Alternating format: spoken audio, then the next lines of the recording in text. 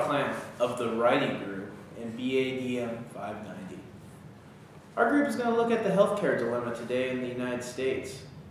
With 50 million Americans uninsured and the other 250 million Americans that have the increasing rising cost of healthcare, it's a real problem in the U.S. today.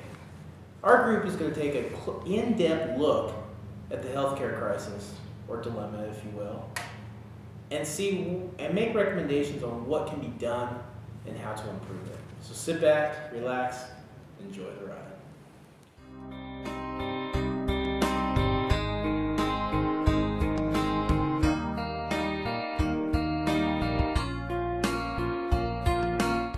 Okay, welcome back.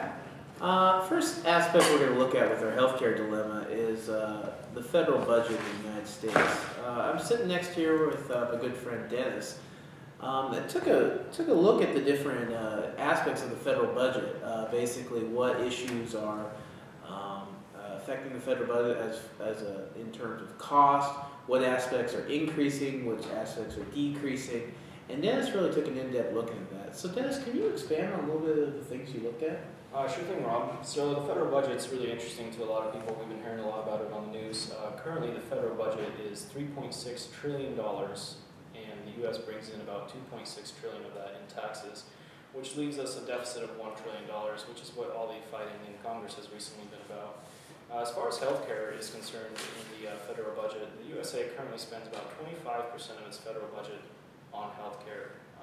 That's compared to 20% on defense.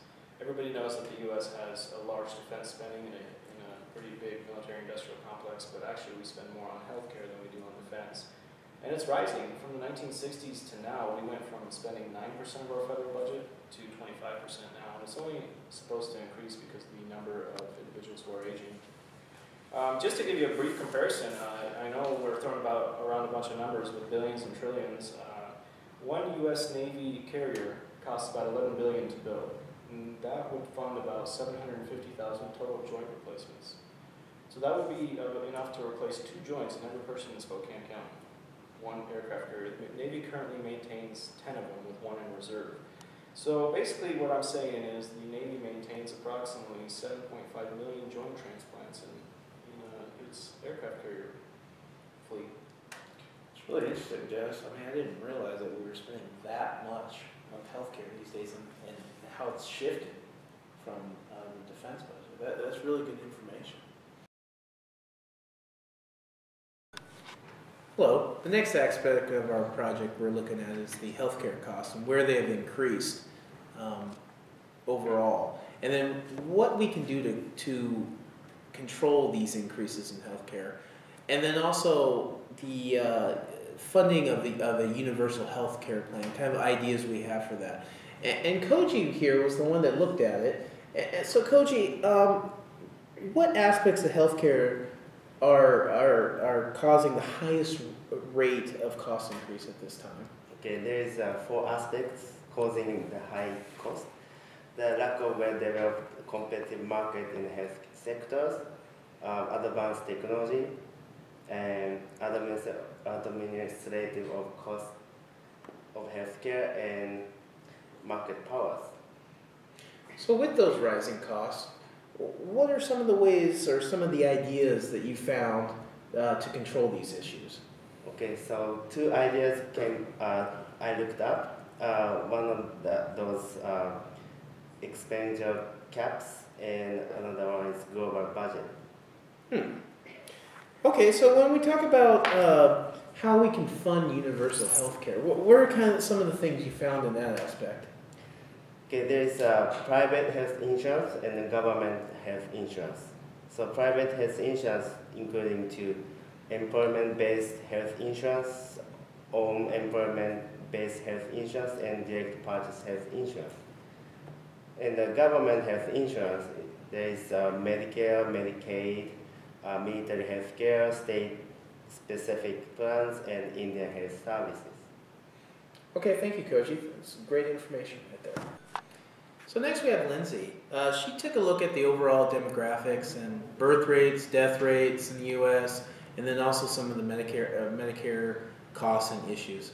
So Lindsay, can you tell me a little bit about the overall population demographics for the next 50 years or so that's projected? Yes, overall the population growth rate will be at a reduced level compared to the last 50 years. By 2050, the U.S. population will be 238 million people. Of that, the elderly population is significantly increasing. In 2005, they accounted for 12% of the population, whereas in 2050 it's projected to increase to 19%.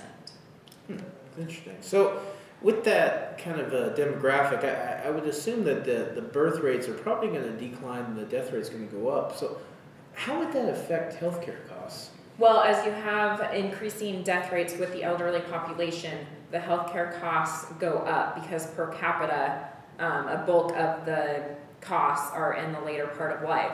At the same time, where you have birth rates decreasing, you have a smaller population to support the elderly as those healthcare costs increase. So Lindsay, Medicare also seems to be a problem. I know a lot of healthcare providers have problems with the way they're reimbursed and the rates they get. Can you speak a little bit on that? Yes, since 1997, the physician reimbursement rates have been based on a formula for economic growth known as the sustainable growth rate. In the first few years, only modest increases in reimbursement were provided because the target was not reached. But since 2002, there has been a decline in the reimbursement rates, which Congress has had to step in to eliminate or slow down due to the negative effects to the providers. The second component is a fee-for-service model really does not reward physicians for providing improved quality of care. It's simply based on the number of services provided. So there's not necessarily a proportionate increase in the value of the overall health system. That's really good information. Thanks, Lindsay.